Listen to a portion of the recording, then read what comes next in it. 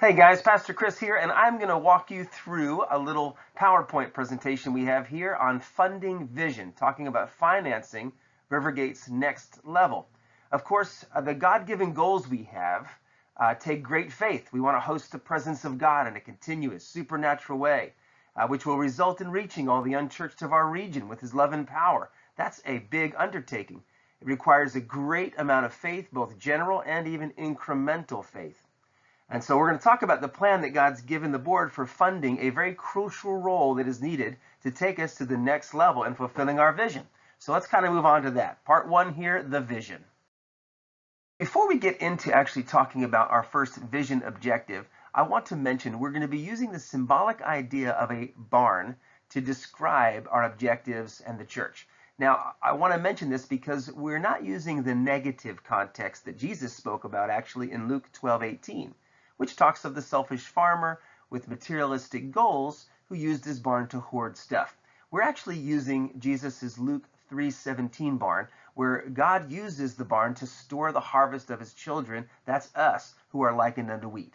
Okay, that being said, our first objective is to close the back door of the barn, our church. We do that by encouraging authentic, caring relationships and making our community more sticky. So we'll be launching and stabilizing our grow groups as one of our first 2018 vision objectives. Once we have closed the back door of the barn, we become a more secure community.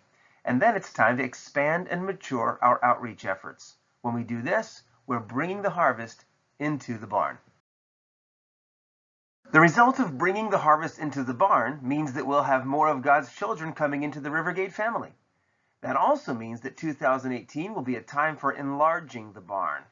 We do this by multiplying our celebration services and increasing training and discipleship opportunities. Things like marriage muscle, leader lift, spiritual gifts and activation seminars, exploring the fivefold ministry, various freedom workshops, etc., all of which are characteristic of us as an apostolic center. When we look back on 2018, seeing that we've achieved those vision objectives, we will have mission success. The results will be a barn bulging with the harvest, ready to continue increasing the kingdom's footprint. Can I get a hallelujah? And now on to part two of this presentation, the role of the executive pastor. As we get ready to talk about this executive pastor role, I think it'll be helpful for you to hear a little of the background on our decision for this role and even at this time. For about a year and a half, our Apostolic Council and others, we've been running at a pace that quite honestly just can't be sustained without handicapping our long-term purpose, health, and fruit. Now, don't get us wrong, we understand the idea behind a surge of energy needed to kind of move forward. But a surge by definition is a short-term thing. And we've reached that place now where we need to bring not only some relief into the team, but also we need to bring some additional staff to support the ground that we've kind of won during that surge so that we can continue to then make plans for the future without losing the momentum of where we are now. And also kind of like a spinal cord, the executive pastor then steps in and sends leadership signals down from the head through the body, shouldering the tactical responsibilities necessary to enable growth and increase the ministry effectiveness. To give you an idea of what the executive pastor actually will be responsible for, we've got a little partial job description here. Obviously, there's a fuller version of this available, but it's things like our operational readiness of the church, evaluation of effectiveness of ministries and volunteers, and providing some direct oversight for those as well. Strategic planning, being a part of the process of strategic planning. Guarding and healing and helping with the culture, vision, mission, values, goals, objectives, even the tactics of Rivergate and how we do things. Daily operations and championing the church infrastructure movement, marketing and media. You can see it's a really huge task, and right now it's been kind of divided up amongst the 4 Apostolic Council and even a number of our volunteers. The collective council does see the current value and timing for filling this role. Also, what's kind of neat is we've got a prophetic word from the Lord that was sent to us about a year ago and then resent to the Apostolic Council. And actually, the timing was kind of cool because it was sent the weekend that Blaine and Tracy Kimball, who you'll be kind of seeing in just a minute here in this presentation, it's the weekend they visited. And they visited for the purpose of kind of checking this out and seeing what the Spirit was saying with regard to this executive pastor role. Now, the cool thing is the person who sent the word did not even know that the Kimballs were visiting, much less that they were visiting for this purpose. Just before I read the word that's shown on this slide, I want to make sure that our hearts and our heads are in the same place and on the same page with this. The word of the Lord is so valuable to us, and at Rivergate we love the prophetic word, and we love when God guides and directs and shows us glimpses of his plans through it. So it's very valuable to us. And this word comes from a very trusted prophetic voice in the house. So just keep that in your heart and mind as we listen to the kind of the gravity and the weight that this word carries. Here it is. This is a message I sent y'all over a year ago. I was reminded of it last night by the Lord. When talking about the leadership of Rivergate, I said, the base strand of DNA is represented by another minister, not yet part of RG. I sense a gap in the core DNA strand of the Rivergate pastoral staff leadership. It makes me wonder if it is not complete yet. The timing of this word being sent back to us by the person who initially had received it from the Lord is also not coincidence. And your leaders, we are firmly convinced that the couple we're going to introduce you to, Blaine and Tracy Kimball, are a fulfillment of this word. Meet the Kimballs, Blaine and Tracy. There's so many great things to say about this couple. They are truly wonderful and phenomenal folks, but here's a couple of highlights. First of all, they're a really healthy couple. They love each other. They've got a great family. They're also very spiritually mature and very spiritually sensitive, which fits in so well with the Rivergate house. They've been following our journey, and they love who we are and where we're headed as a community. And they're super excited and really felt very at home when they visited us here in the RG culture. And the other thing that's really cool too is they see this kind of ground flourish opportunity that we have here at Rivergate as a genuine gift from Papa God. As for the role of executive pastor, Blaine is really well wired for this. He loves to support an established vision in the house. Now, he has done church planting, pastoring, coordinating of Israel tours. He's been a missionary. Blaine's got just a lot of wonderful, rich experience in the kingdom.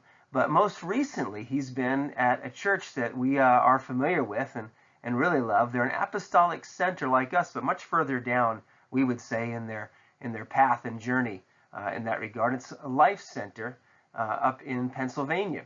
And there he serves as conference coordinator, small groups coordinator, and coordinator of the Clear River Network. Now, these are no small tasks. He's had 3 annual and other smaller conferences to coordinate, over 5,000 in attendance, $300,000 budget responsibility. He has created and managed a small group plan for that church there. And then the Clear River Network is 400 plus international members with different ministries, churches, and all being involved. And so Blaine really comes to us with a rich resume of responsibility, experience, and effective ministry. So we're super excited and honored to see these gifts planted here in the Rivergate house. All right, and now we move on to the final part of this presentation, and it's the financial plan. This is the part I'm sure you've all been waiting for. So let's not waste any time. Here we go. The Rivergate Board of Directors met and determined a $90,000 per year approximate cost to fund the executive pastor role. Now this includes all associated hiring costs. So it's the salary, but it's also the taxes, benefits, staff essentials, incidentals, etc. There are lots of costs that go into hiring someone. Well, your next questions might be, how does this affect our current budget? Will we need additional funds? And if so, what's the plan? Well, let's answer those questions now. So, how does this affect our current budget? Well, it really doesn't. The board is currently finalizing this spending plan, the one before you here, which does not include the additional executive pastor's salary. It also does not include any substantial top-line growth. What that means is the projected total annual income was not increased based on an expectation of receiving new giving from new people. This is a bare-bones budget based on current expenses. Question 2. Will we need additional funds? You bet we will. You did notice in the proposed spending plan that the surplus isn't quite enough to handle the extra costs associated with bringing on an executive pastor. But we'll be funding the additional $90,000 through a campaign pledge, which is what we'll be describing next. So, what's the plan? Well, I'm glad you asked. We will use a 3-tier pledging concept with concentric circles of partners being approached to prayerfully consider providing funding for our executive pastor. If you take a look at those circles below, you'll see that Tier 1 consists of our collective council, which is the apostolic, prophetic, and elder councils, as well as the board of directors. Tier 2 is comprised of our ministry leaders, and Tier 3 is the rest of Rivergate Partnership. Although the campaign will begin with our core leaders, the same requests will be made to all tiers, which are to increase their tithe by an additional 5%, which is a 50% tithe increase, to commit to such for 3 years, trusting the Father to enable this increase. And finally, if giving has been inconsistent with the annual income, to begin the practice of faithfully tithing. You may be wondering just how partners will be approached concerning these pledges. Well, members of the collective council will be approached directly by the apostolic council. Ministry leaders in Tier 2, as well as other partners in Tier 3, will be approached by whichever elders are best relationally suited to approach the partner. And the approaches will be made on an individual or a couple's basis.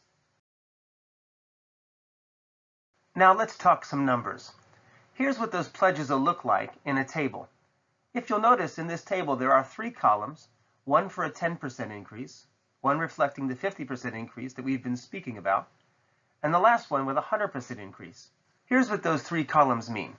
We realize that some of our partners may only be able to do a few percentage points of increase, while others may be able to double their tithe. The 50% column allows us to average the increase in giving and, as can be seen in the totals, is what is needed to fund Blaine as our executive pastor. Looking at those numbers can really raise the eyebrows. Am I right? Yeah, we know. But fundraising in the kingdom has always been more about raising our faith than anything else. There's an illustration the Lord has given to the Rivergate leaders as we've been prinking through this campaign, and it comes from rock climbing. Climbers have a term that refers to the moment when they must leave the safety of the current hand and footholds and actually lunge toward a portion of the rock that they're convinced has the only hold that will support them as they move on in the climb. It's called a dyno, and it comes from the Greek word for power. It's a power move. It's also called a leap of faith. I know, right? Well, guys, this is Rivergate's next dyno. It's not our first, and it won't be our last, but it is the one we're facing now. God's not afraid. He's committed. The leaders of the house are not afraid. We're committed. And we're trusting that our partners will not give in to fear either, but will commit along with us. Okay, so let's finish up by talking about what our next steps will look like. The next steps are pretty straightforward. Of course, the collective council is bathing this whole campaign in prayer, as this is a very crucial piece in our moving forward puzzle. That being said, the apostolic and elder councils will start approaching partners and confirming pledges. Meanwhile, the board of directors will work on a draft of an official offer to Blaine regarding the executive pastor position. Then in December, final confirmations of pledges will be made, and the offer letter sent to the Kimballs. If all goes according to grace and plan, Blaine will join us in January of 2018 and take his place among us as we all together take Rivergate to the next level. And that finishes our presentation. Thanks so much for your heart for God and the Rivergate family, and thanks for praying and sowing into this vision as Papa God leads and enables. We love and appreciate you all.